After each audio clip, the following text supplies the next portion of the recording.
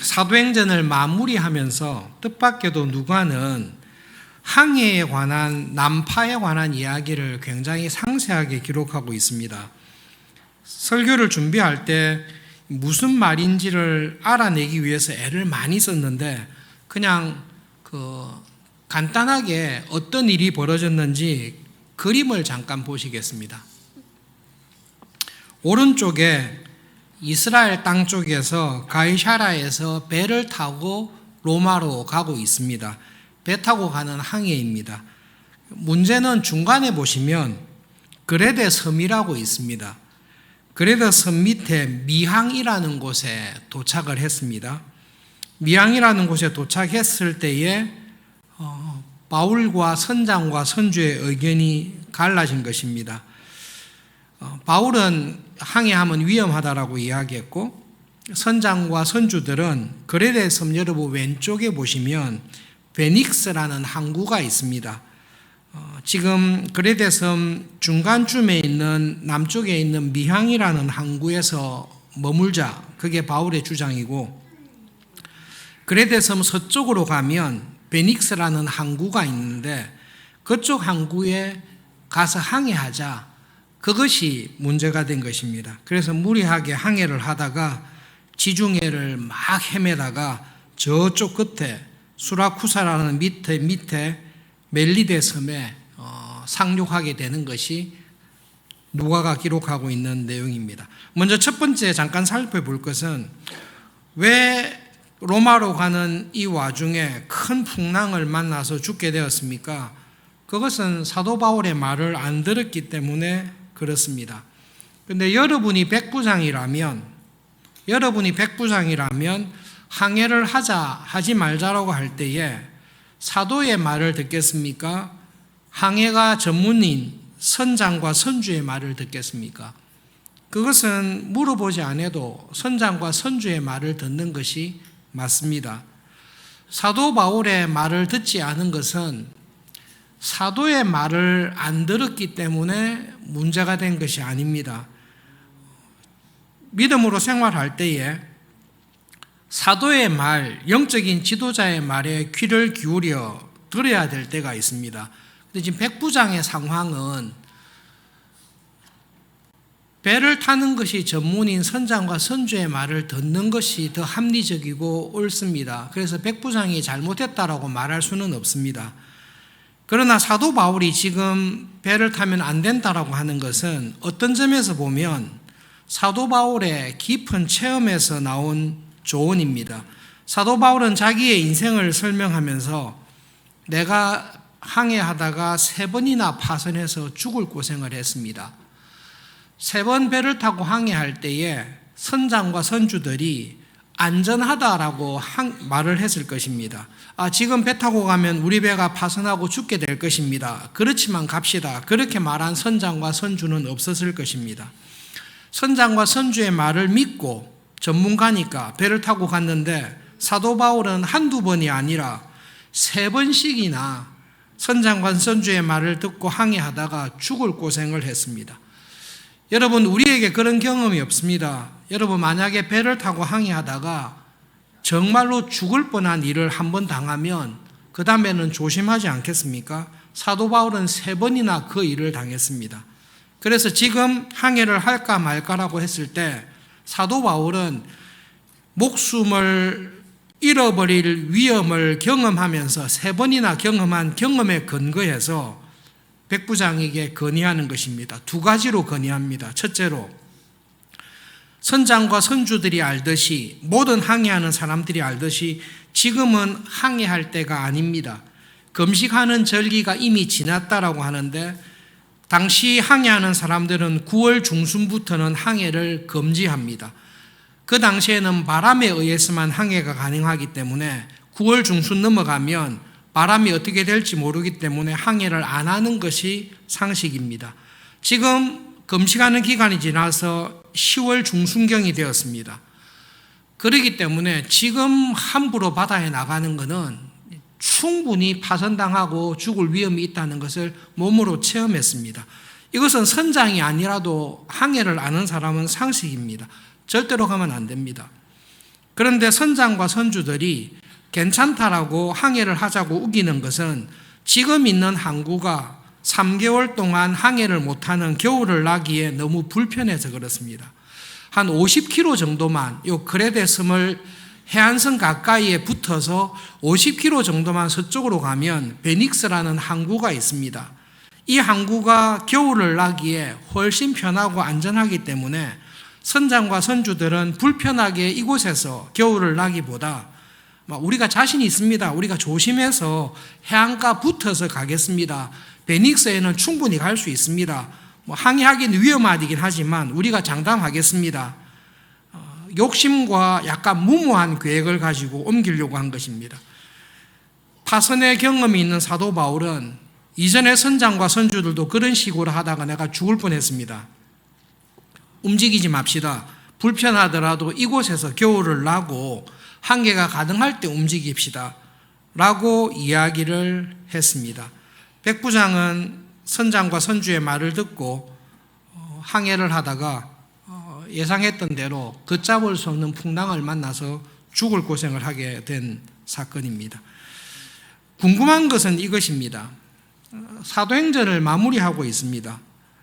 사도 바울의 일생을 가장 가까이에서 회심한 이후에 믿음으로 살았던 사도 바울의 인생에 가장 가까운 동력자, 친구, 그리고 믿음으로 살았던 사도 바울의 삶을 오랫동안 경험한 누가가 사도행전을 기록하는 왜 마지막에 왜 이렇게 상세하게 난파를 당한 사건, 풍랑을 만나서 조난당한 사건을 그렇게 상세하게 기록했는가라는 말씀입니다. 설교 준비하다가 애를 많이 먹었습니다. 전문 용어도 많고 이래가지고 학자들도 보면서 막 애를 쓰다가 한 가지 딱 깨닫게 된 것이 내가 사도행전을 기록한다면 로마의 가택에서 2년간 마음껏 복음을 전하더라. 그것을 좀 더 상세하게 전했을 것 같습니다. 누가 왔는지, 어떤 사람이 와서 무엇을 물었는지, 하나님 나라에 대해서 무슨 설명을 했는지 그것을 기록할 것 같은데 바울의 인생을 마지막 정리하면서 누가는 뜻밖에도 마지막 순간에 풍랑 속에 조난당하여 살 소망이 없게 되었던 그것을 상세하게 기록하고 있습니다. 아마 누가는 초대교회 교인들에게 믿음으로 살아가는 우리들에게 이 말을 하고 싶은 것 같습니다. 하나님께서 보시기에 정말로 믿음으로 살아가는 사람, 그 누구보다도 복음을 전하고 그 누구보다도 교회를 세우고 신앙으로 살아가는 일에 헌신했던 그 사람의 삶이 어떻습니까? 그것에 대해서 누가는 정말로 믿음으로 살았던 바울의 삶을 곁에서 보았습니다. 회심한 이후에 그의 삶은 폭풍 속에서 난파된 배를 타고 살 소망까지 끊어지는 어려움 속에서 살았던 사람입니다. 바울의 삶에 대해서 그것을 우리들에게 첫 번째로 기억하라고 기록했다고 생각이 듭니다. 어린 시절에 주일학교 다닐 때에 커서 어떤 사람으로, 어떤 신앙인으로 살고 싶는가라는 질문을 했을 때에 다윗처럼, 솔로몬처럼, 모세처럼 혹은 신약에서는 사도 바울처럼 살고 싶다라고 이야기하는 학생들 참 많이 있었습니다. 사도 바울의 삶을 사도 바울은 고린도 후서에서 정확하게 내 삶이 이랬습니다 라고 기록하고 있습니다. 고린도 후서 11장 23절부터 27절에 자기의 삶을 돌아보면서 고백했던 바울의 삶을 우리 한 절씩 교독하겠습니다. 그들이 그리스도의 일꾼이냐 정신없는 말을 하거니와 나는 더욱 그러하도다. 내가 수고를 넘치도록 하고 옥에 갇히기도 더 많이 하고 매도 수없이 맞고 여러 번 죽을 뻔하였으니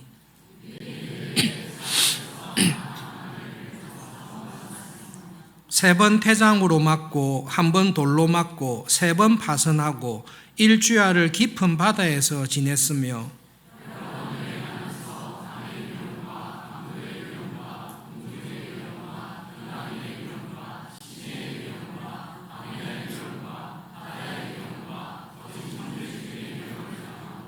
함께 읽겠습니다. 또 수고하며 애쓰고 여러 번 자지 못하고 줄이며 목마르고 여러 번 굶고 춥고 헐벗었노라. 바울은 교회를 향해서 자기의 회심 이후의 삶을 정리하면서 내가 정말로 그리스도의 일꾼으로 살았습니다. 그 어떤 사도들보다, 그 어떤 교인들보다 더 열심히 그리스도의 일꾼으로 살았습니다. 더 많이 수고했습니다. 더 열심으로 믿음으로 살았습니다. 그 결과 저의 인생에 형통과 명예와 부귀와 안정보다는 믿음으로 살아갈수록 옥에 더 많이 갇혔습니다. 매를 더 많이 맞았습니다. 여러 번 죽을 뻔했습니다. 믿음으로 살아가는 내가 복음을 전하며 살아갈 때에 유대인들은 40의 감한 매를 5번이나 때렸고 로마인들은 태장으로 나를 3번이나 때렸고 한 번은 돌에 맞아 죽을 뻔했습니다. 복음을 전하기 위해서 배를 타고 이동하면 파선에서 죽을 고비를 3번이나 넘겼습니다. 일주일 깊은 바다 속에서 지냈습니다. 바다를 피해서 육지로 여행하면 강도를 만났습니다. 동족이 나를 죽이려고 했고 이방인들이 나를 죽이려고 했습니다. 광야와 같은 곳에서 험한 세월을 보내었습니다. 복음을 전하며 교회를 세울 때마다 거짓 형제들이 나의 사도됨을 반대하고 거짓 형제들이 세웠던 교회를 위태롭게 하는 고통 중에 내가 지냈습니다. 그리고 나의 삶은 자지 못하고 굶주리고 가난하고 헐벗고 추운 가운데 떨며 지냈습니다. 주일학교 때 어떤 사람처럼 살고 싶으냐라고 했을 때에 저는 바울처럼 살고 싶습니다라고 했을 때 바울이 이런 삶을 살았을 것이라고는 아무도 기대하지 않았을 것입니다. 바울의 명성과 바울의 사역과 바울의 놀라운 기적들을 보면서 부러워했을지는 모르지만 바울을 가장 가까이에서 본 정말로 믿음으로 살았던 정말로 가장 신실한 그리스도인으로 살았던 바울의 삶을 가까이에서 살펴본 친구고 동력자인 누가는 바울의 삶이 풍랑 가운데 조난당하여 살 소망이 끊어지는 상황 속에서 살았다는 것을 정확하게 알고 있습니다. 사도행전을 마치면서 누가는 교회를 향해서 믿음으로 살아가는 우리들을 향해서 영적인 진리를 말씀해 주고 있습니다. 바울의 인생에서 가장 평안했을 때 이런 모든 고문과 핍박과 반대가 없이 먹을 것이 하루도 끊이지 않고 평화롭게 살았던 시절이 언제입니까? 가이사랴 감옥에 2년간 갇혀 있을 때입니다. 감옥에 갇혀 있을 때 아무도 매를 때리지 않았고 감옥에 갇혀 있을 때 안정된 가운데 찾아오는 사람에게 복음을 전할 수 있었습니다. 로마의 감옥에서 2년 동안 자기 집을 렌트해서 살아갔을 때 바울의 인생 가운데 가장 행복하고 안정되고 평안했을 때가 사실은 바울은 감옥에 갇혀 있었을 때였습니다.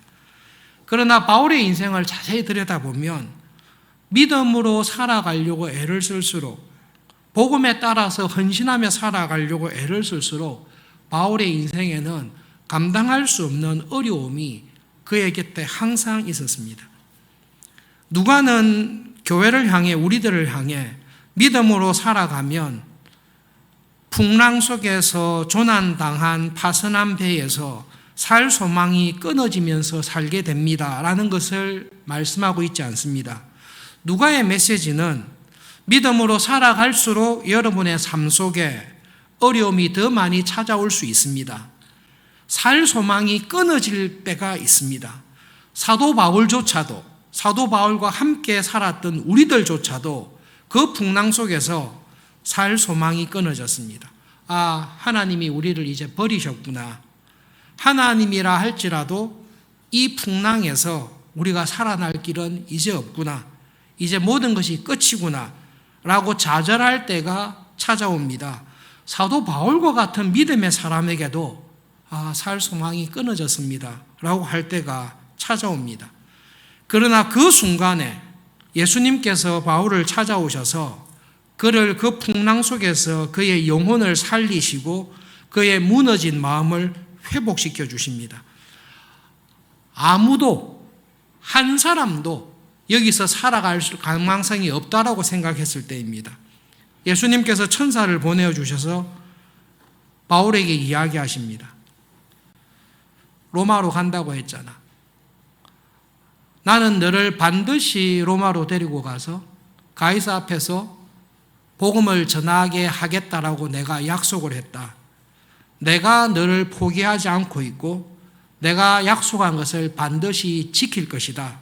그러니 살 소망이 끊어진 상태에서 낙심하지 말고 이 풍랑, 이 조난, 이 모든 어려움조차도 내가 섭리하고 주관한다는 것을 기억해라. 나는 너를 반드시 살려서 2년 전에 예루살렘에서 내가 너에게 약속한 대로 너를 반드시 가이사에게 데려갈 것이다. 너만 데려가는 것이 아니라 내가 너에게 한 그 약속으로 말미암아 너와 함께 있는 누가와 형제 그리고 270명의 군인과 선원들과 죄수들 한 사람도 생명을 잃지 않고 내가 로마로 데려갈 것이다. 그 약속의 말씀을 살 소망이 끊어진 바울에게 찾아오셔서 말씀해 주십니다. 우리가 믿음으로 살아갈 때에 낙심하고 절망하고 마음이 무너질 때가 많이 있습니다. 그때는 언제입니까? 내가 당한 환경이, 내가 가지고 있는 처지가, 나에게 찾아온 질병이, 우리 가정과 내 삶에 있는 고통이 하나님조차도 통제하지 못하는 큰 어려움이다라고 그 어려움에 짓눌려 있을 때에 우리의 마음은 무너지고 낙심하게 됩니다. 사탄이 믿음이 좋은 신자들, 사탄이 믿음으로 살아가는 교인들을 무너뜨리는 가장 강력한 무기는 거짓말입니다. 거짓말을 참말로 믿고 받아들일 때에 우리는 반드시 낙심하고 무너지게 되어 있습니다. 하나님께서 너를 정말로 사랑하신다면 이런 고통을 줬을 리가 없다. 하나님께서 너를 정말로 사랑하신다면 선악과 열매를 따먹지 말라고 금하실 리가 없다. 하나님께서 너를 간섭하시고 너를 보호하신다면 너의 인생에 이런 불행한 일들이 일어날 리가 없다. 하나님은 너를 사랑하지 않는다. 너도 포기하라라는 그 사탄의 거짓말을 참말로 믿고 받아들이게 될 때에 우리는 여지없이 무너지게 되어 있습니다. 우리의 연약함을 아시는 주님께서 우리의 마음이 무너져 있을 때에 살아있지만 살 소망이 없습니다. 내 인생은 이것으로 끝입니다. 이때까지 무던히 애쓰며 살아왔지만 내가 이것을 이길 수는 없습니다. 하나님조차도 이거 어떻게 할 수 없습니다. 하나님이 나를 사랑하신다면 이미 바꾸어 놓으실 것입니다라고 낙심할 때에 예수님께서는 찾아오셔서 약속을 말씀하십니다. 내가 너를 포기하지 않고 내가 한 약속을 끝까지 지켜서 너에게 일어난 모든 일들을 통해 너가 알지 못하는 나의 선함을, 하나님의 은혜와 선하심을, 승리를 반드시 보여주겠다라고 말씀하십니다. 누가가 사도행전의 마지막을 기록하면서 믿음으로 살았던 모든 사람들의 인생을 보면서 우리에게 주는 교훈이 있습니다. 여러분, 믿음으로 살아가려고 애를 쓸 때마다 한 가지 기억해야 될 것은 세상의 흐름에 대해서 육신의 안일함을 벗어버리고 하나님을 향해 가까이 가려고 애를 쓰면 쓸수록 나에게 찾아오는 고난과 좌절과 절망이 크다는 것을 기억하셔야 됩니다. 내가 바울처럼 믿음으로 살면 모든 것이 형통하고 성공하고 좋게 될 것이라고 기대할 것이 아니라 믿음의 선한 싸움을 싸우기를 원하는 우리의 삶에 좁은 길과 환난과 어려움이 더 많이 올 것이라는 하나님의 말씀을 꼭 기억하셔야 됩니다.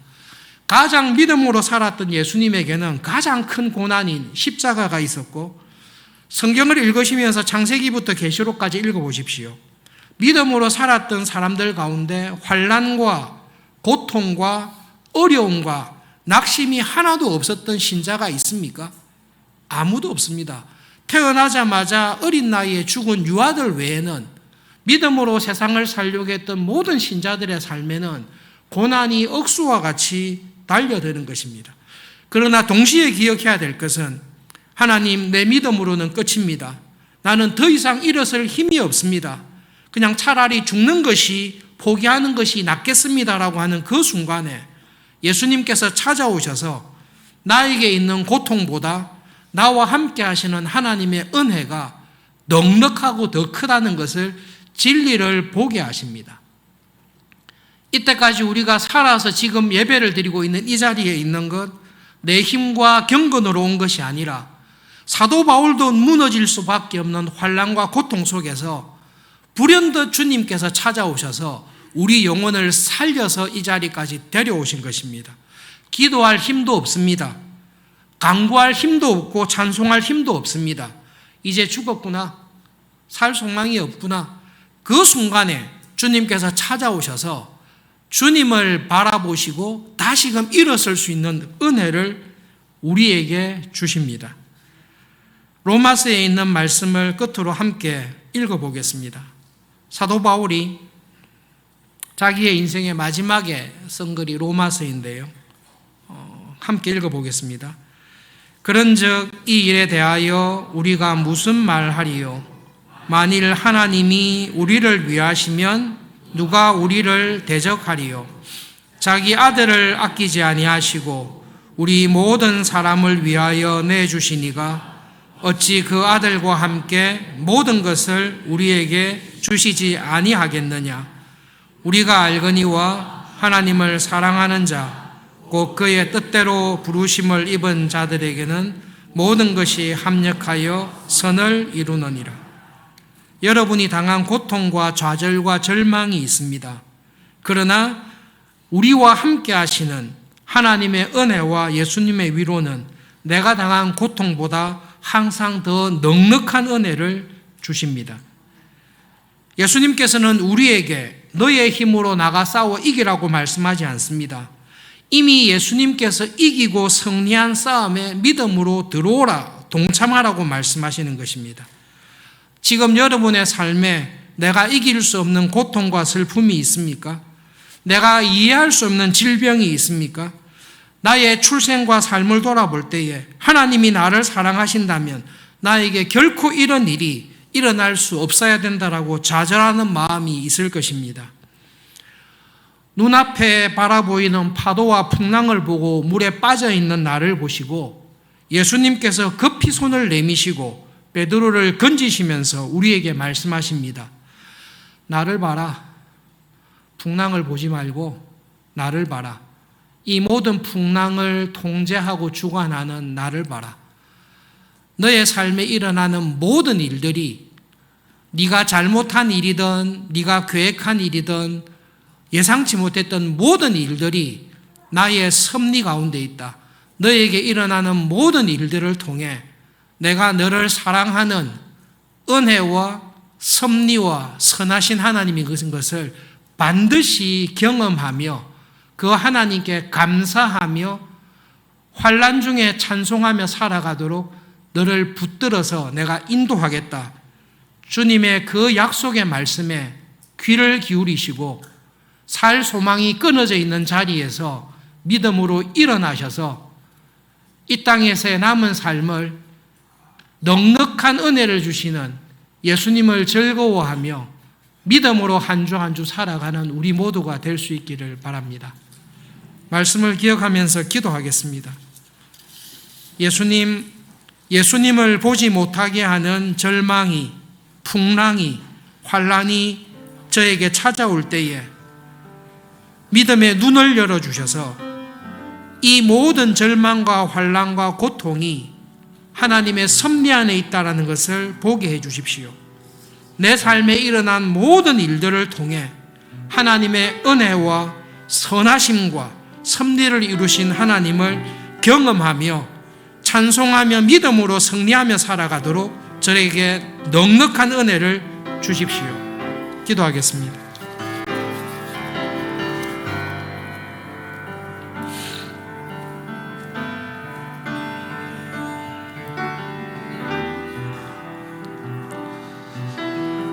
믿음으로 살아가는 우리의 삶에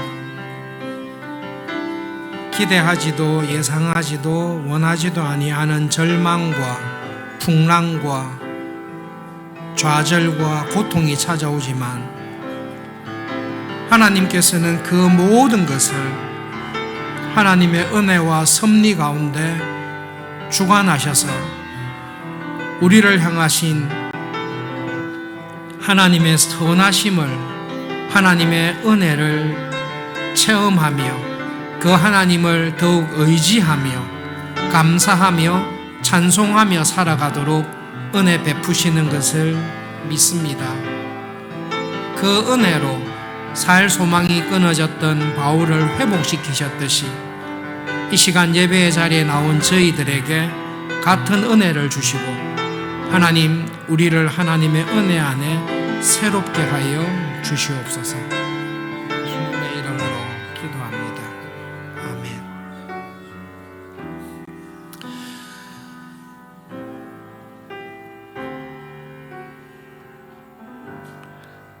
기가 막힌 웅덩이와 같은 곳에 더 이상 일어설 힘이 없을 때에, 살 소망이 끊어진 것과 같은 상황에 있을 때에 예수님 은혜로 찾아오셔서 내 삶에 일어난 모든 일들이 하나님의 섭리 안에 있다는 것을 말씀하시고 모든 일이 합력하여 우리를 향하신 하나님의 선하심을 경험하며 맛보게 하신다라고 하신 말씀을 기억하며 감사합니다. 믿음으로 이 세상 살아갈 때에 이 믿음과 이 은혜 안에서 항상 우리의 영혼이 새 힘을 얻고 승리하신, 앞서가신 주님을 믿음으로 따라 찬송하며 살아가는 하루하루가 되도록 저희들을 붙잡아 주시옵소서. 예수님의 이름으로 기도합니다. 아멘.